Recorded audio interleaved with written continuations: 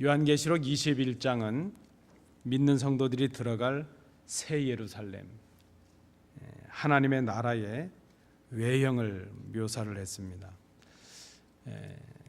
그렇다면 이제 22장은 그 새 하늘과 새 땅, 새 예루살렘에서 누릴, 그 하나님의 나라에서 누릴 내면의 삶, 성도들의 복된 삶에 관해서 말씀을 하고 있습니다. 장차 주님께서 오셔서 이 땅을 심판하시고 믿는 성도들이 들어갈 하나님의 나라는 하나님께서 창조하셨던 에덴 동산의 회복은 아닙니다. 어떤 분들은 그렇게 생각하시는 분들이 있어요. 하나님께서 오시면 그 에덴이 회복되는 것이다, 이렇게 생각하는 분들이 있는데 사실은 그 에덴은 아니죠. 새 하늘과 새 땅입니다.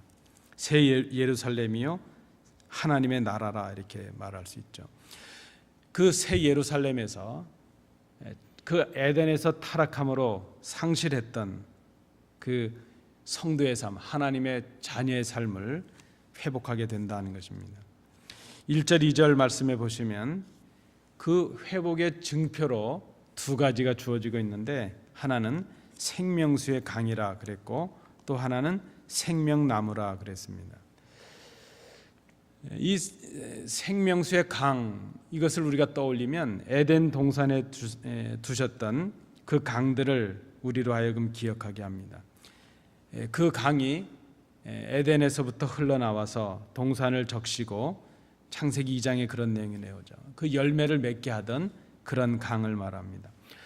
에스겔도 이 마지막 되어진 이 생명수의 강에 관해서 환상을 보았는데, 그 에스겔의 환상에 의하면 이 강이 성전에서부터 흘러나와서 강이 되고 좌우에 열매를 맺는 나무들이 무성하게 되고 그 물이 바다로 흘러서 바다를 살리는 그런 물이 될 것이라 그랬습니다. 에스겔서 47장에 나오는 내용입니다. 스가랴 선지자도 여기에 대한 환상을 보았는데, 이 예루살렘으로부터 흘러나오는 이 생명수 강, 그것을 보았다, 그렇게 기록하고 있습니다. 스가랴 14장에 나오는 내용입니다. 이 강은 말 그대로 생명수의 강이라 그랬죠. 생명을 의미하는 것입니다. 우리도 그렇고 지금 우리가 사는 이곳에도 물이 귀하지만 이 팔레스틴이라는 지역에 물은 그저 물 자체가 생명이라, 생명 자체라, 이렇게 말할 수 있을 것입니다. 새 예루살렘, 우리가 장차 들어갈 그 하나님의 나라는 하나님과 그 어린 양의 보좌로부터 영원한 생명의 그 물이, 영원한 생수가 흘러넘치는 곳이라 말할 수 있습니다. 우리가 장차 들어가게 되는 그 하나님의 나라는 다시 사망이나 죽음이나 그런 아픔이 없는 영원한 생명의 나라라, 이렇게 말할 수 있죠. 또한 그 강의 좌우에 생명나무가 있다 그랬습니다. 에덴 동산에도 보면 하나님께서 그 동산 가운데 생명나무와 선악을 알게 하는 나무를 두셨다 그랬습니다. 이 생명나무에 대해서도 에스겔 47장 12절에 에스겔이 이 생명나무에 관해서 이렇게 말을 하고 있습니다. 강 좌우가에는 각종 먹을 과실나무가 자라서 그 잎이 시들지 아니하며 열매가 끊이지 아니하고 달마다 새 열매를 맺으리니 그 물이 성소를 통하여 나옴이라. 그 열매는 먹을만하고 그 잎사귀는 약 재료가 되리라 말씀합니다. 이 생명나무, 그 역시 하나님께서 그리스도를 통해서 성도들에게 주시는 영생을 의미한다, 이렇게 말할 수 있습니다. 이 땅에 거하는 동안, 하나님께서 주신 이 육신의 기회를 갖는 동안 예수님을 믿음으로, 예수를 통해서 주 안에 거함으로 하나님의 자녀된 사람들, 그들에게는 영원한 하나님의 나라에서 그 생명나무의 생수를 마시고 생명나무의 과실을, 열매를 먹는 그 영생의 복을 하나님께서 주신다 하는 것입니다. 자, 이 생명수의 강과 생명나무가 있는 새 예루살렘, 그 하나님의 나라는 오늘 말씀에도 보시면 3절에 보시면 다시 저주가 없다 그랬습니다.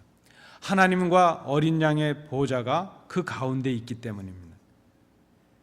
또 5절 상반절에도 보면 그곳에는 다시 밤이 없다 그랬습니다. 더 이상 빛이 필요 없는 것이죠.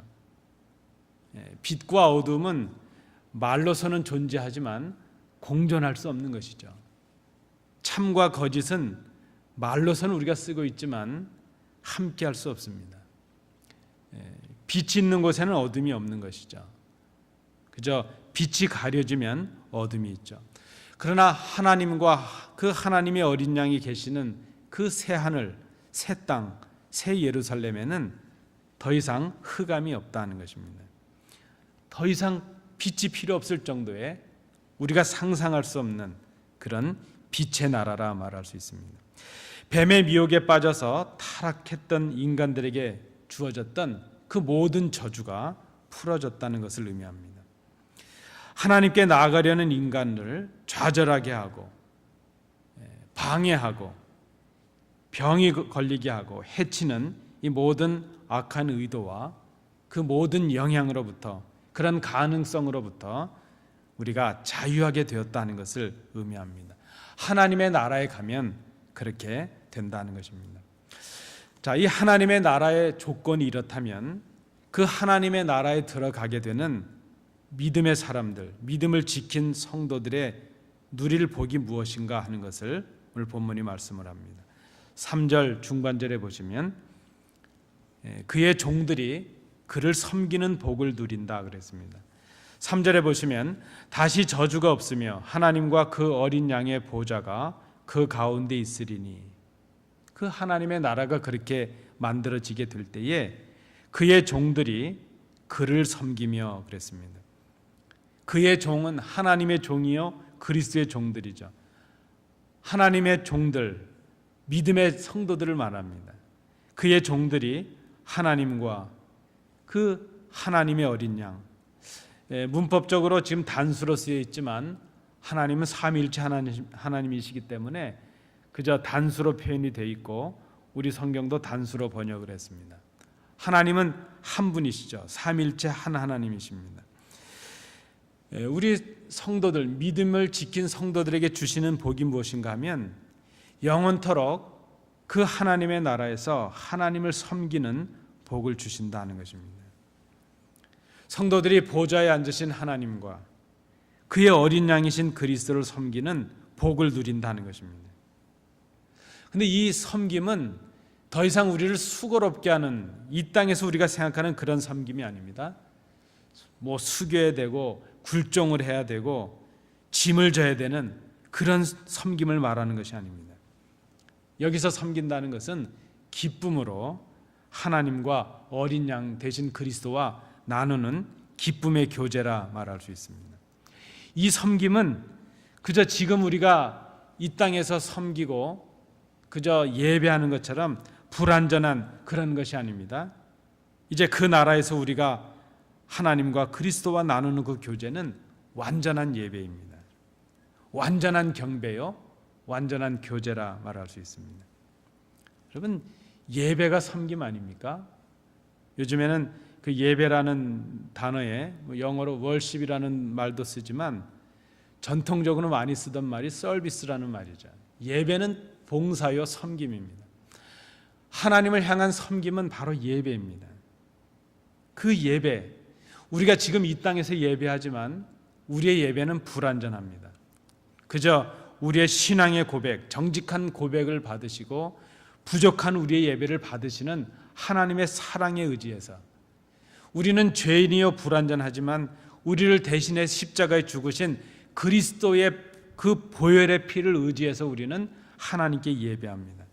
그래서 여러분, 우리 교회 예배가 그저 여러분들 보실 때 좀 다른 규모가 갖춰진 교회보다 좀 이것도 부족하고 저것도 부족하다 그래서 예배가 좀 부족하다고 예배가 아닌 것이 아니라는 것입니다.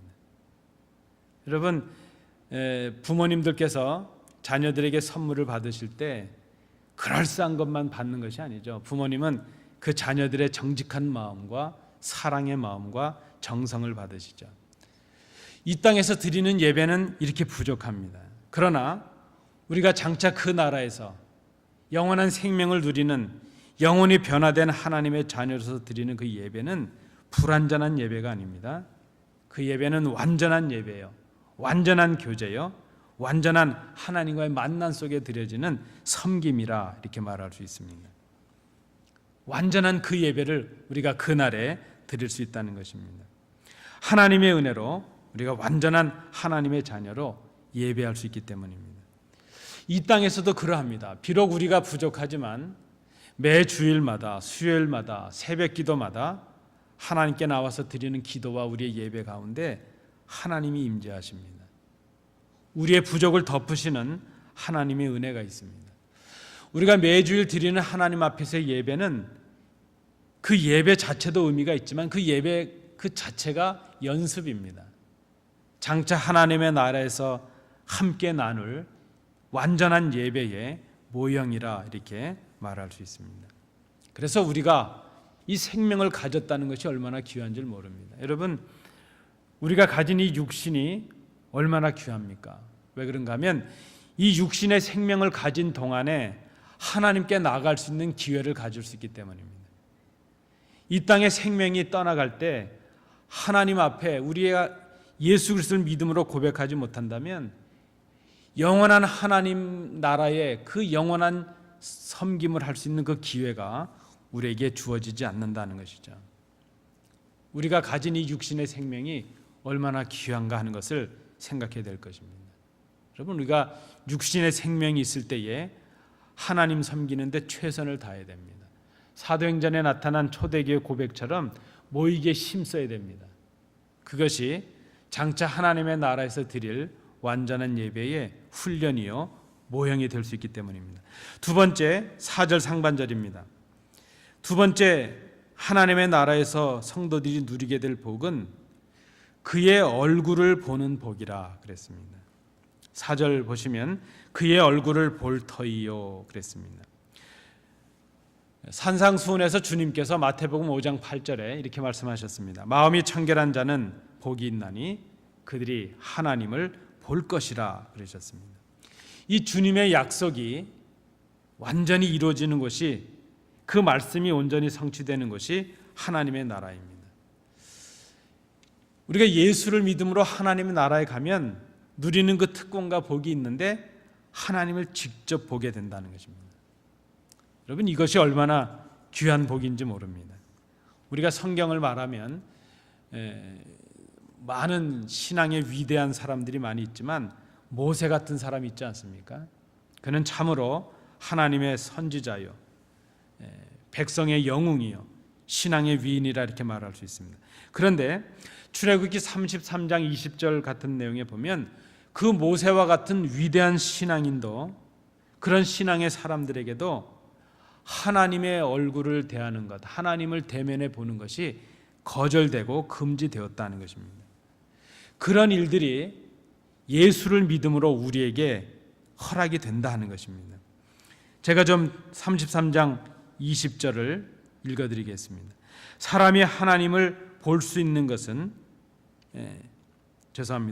출애굽기 33장 20절, 내가 내 얼굴을 보지 못하리니 내 얼굴을 보고 살 자가 없음이니라. 하나님께서 직접 말씀하셨습니다.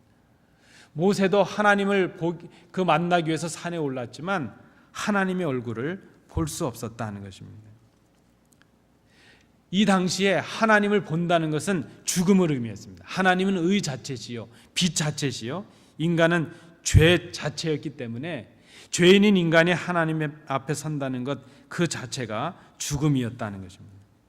그런데 이 복이 우리에게 주어진다는 것입니다. 고린도전서 13장 12절에서 사도 바울이 이렇게 지금 우리의 연약함을 고백했습니다. 지금은 구리 거울을 보는 것처럼 희미하지만 그때가 되면 얼굴과 얼굴을 대면하여 보는 것 같을 것이다. 그렇게 말씀을 고백했습니다. 바로 그 사도 바울의 소망이 성취되는 곳, 그것이 바로 하나님의 나라라는 것입니다. 그곳에 가면 우리가 그 복을 누린다 하는 것입니다. 지금은 말씀을 통해서 우리에게 알게 하시지만, 지금은 우리에게 성령의 감동으로 알게 하시지만 그 알게 하시는 그 모든 것들이 우리의 깨달음이 너무나도 부분적이고 제한적입니다. 우리에게 말씀을 풀어주심으로 우리가 마음의 뜨거움을 경험하지만 우리의 뜨거움도 하나님을 온전히 알 수가 없습니다. 말씀의 깊이와 넓이를 온전히 가질 수가 없습니다. 부활하신 주님을 만나고 그 주님과 말씀을 나누고 그 주님께서 말씀을 풀어주실 때 뜨거움을 경험했던 엠마오의 제자들도 그들도 주님이 함께 계셨다는 것을 깨닫지 못했습니다. 지금 우리 상황이 그렇다는 것입니다. 지금은 구리로 만든 거울을 보는 것처럼 희미합니다. 지금은 우리가 뭘 안다고 하지만 부분적입니다. 다 알 수가 없습니다. 그러나 그때에 그 나라, 하나님 나라에 가면 우리에게 복을 주시는데 주께서 우리를 아시는 것 같이 우리가 주님을 알게 된다는 것입니다. 그때는 참으로 온전히 알게 되고 완전히 알게 됩니다. 그 복, 하나님을 직접 대면하여 보는 그의 얼굴을 보는 복이 우리에게 주시는 두 번째 복이라 말할 수 있습니다. 자, 세 번째 복이 있습니다. 4절 하반절과 5절 하반절에 보시면 이렇게 제목을 붙여봅니다. 세 번째 복은 그의 이름이, 하나님의 이름과 그리스도의 이름이 우리의 이마에 있는 복이라 하는 것입니다. 하나님의 이름이 이마에 있다 하는 것은 성도들이 하나님의 영원한 소유가 되었다 하는 것을 의미합니다.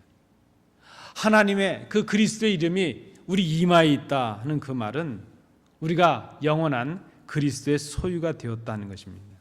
하나님께서 작정하시고 우리를 구별해서 하나님의 소유로 삼으셨다는 것입니다.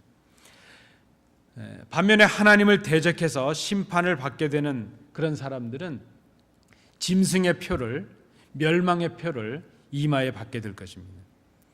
하나님의 이름이 이마에 있다. 이것은 이제 모든 심판과 모든 판정이 끝나고 성도들이 하나님의 영원한 소유가 되었고 그들이 하나님처럼 되었다는 것을 의미합니다.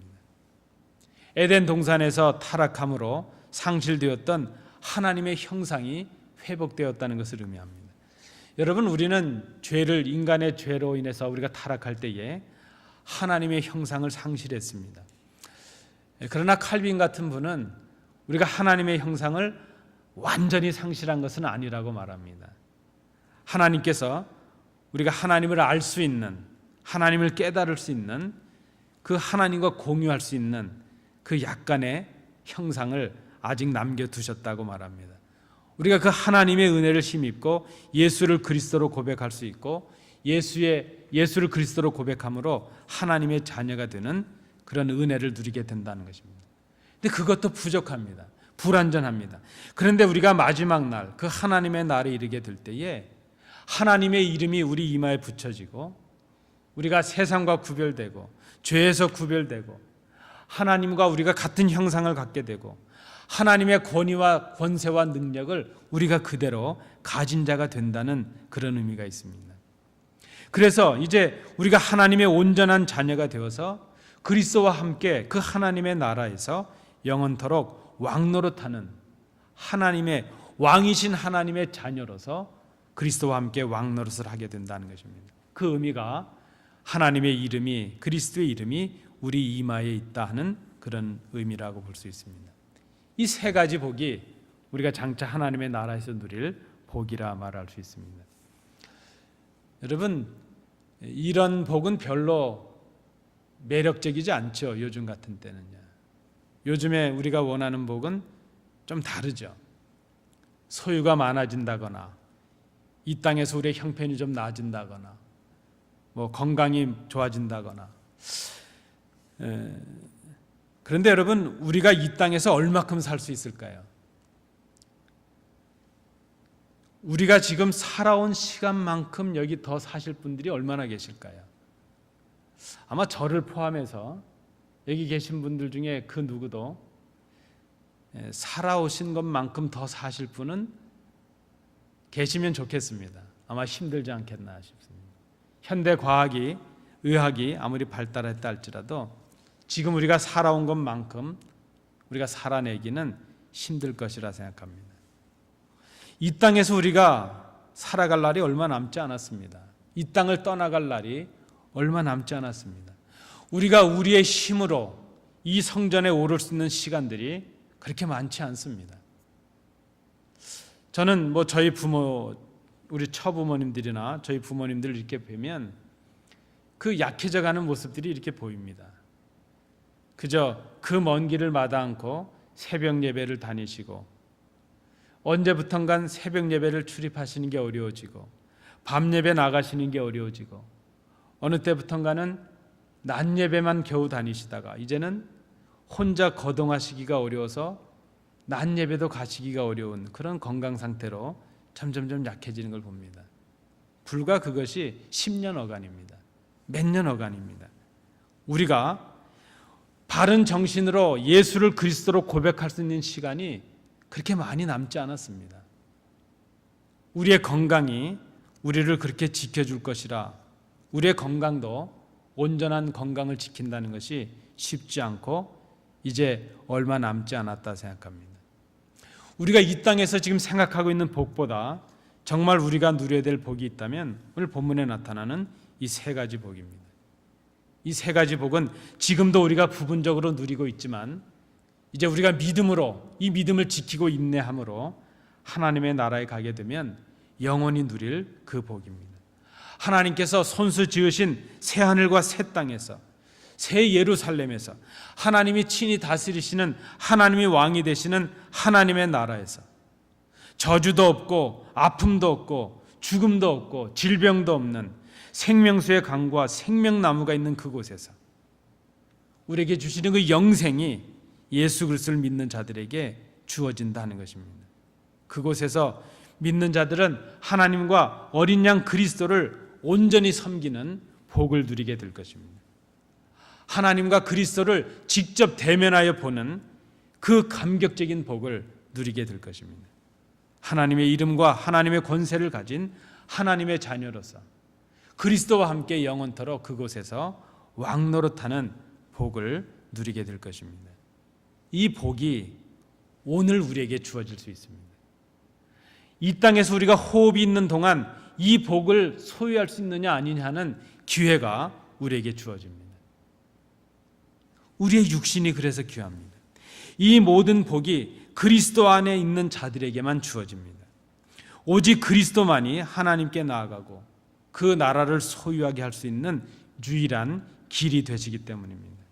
사도 요한은 이 계시록을 기록하기 전에 요한복음에서 바로 주님이 그런 분이신 것을 이렇게 고백했습니다.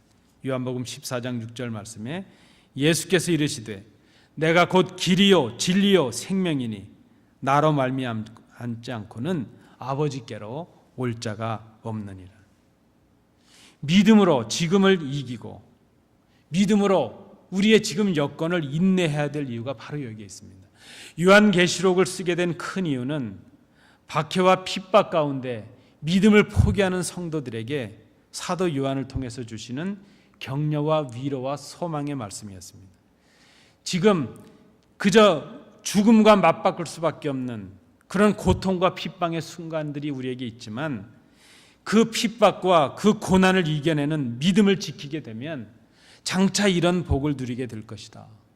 요한계시록은 그래서 성도들을 겁주고 협박하는 그런 책이 아니라 고통과 아픔 속에 있는 성도들에게 주시는 하나님의 위로의 말씀이었습니다. 우리가 지금을 이 살기 어려운 이때를 믿음으로 지켜내야 될 이유가 바로 여기에 있다 생각합니다. 여러분, 이 복을 우리가 좀 소망해야 될 것입니다. 좀 힘들 때는 너무 가까이만 보지 마시고 좀 먼 곳을 볼 필요가 있습니다.